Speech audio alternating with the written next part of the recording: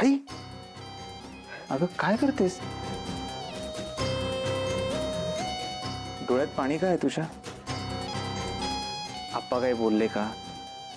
नाही रंजू आहे काय बोलली का?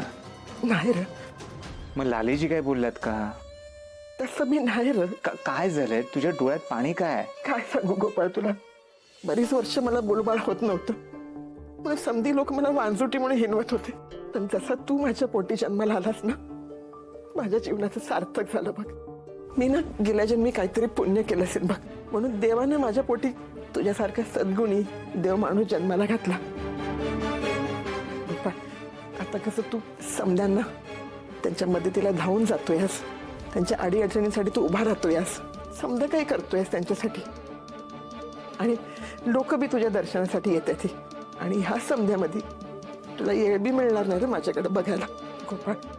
म्हणून म्हणून आत्ताच तुझं डोळं भरून दर्शन घेऊ दे रे मला.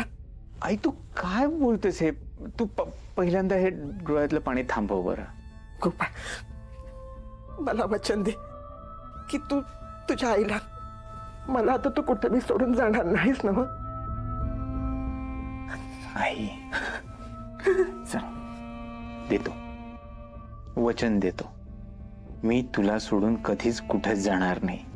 आणि हे देव वगैरे बाबा वगैरे हे बाहेरच्या माणसांसाठी, तुझ्यासाठी मी कायमचा गोपाळच आहे, तोच जो लहानपणी होतो.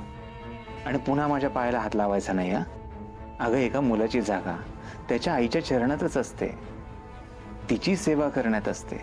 त्यामुळे तू इथून पुढे माझ्या चरणाला हात लावायचा नाही. हे देव माणूस बाबा वगैरे हे सगळं बाहेरच्या लोकांसाठी. रडत नको सर. माझा गोपाळ तू गुणी आहे माझा लोक. जाऊन झोप आता, जा. जाताना दार बंद करा.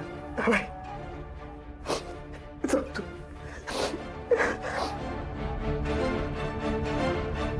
Typical melodrama. बायकांना मूर्खात काढणं देवी सिंग तुझ्यासाठी अशी एवढीशी गोष्ट आहे. आणि त्यात ही जी आई झालेली बाई आहे, हिला मूर्खात काढणं म्हणजे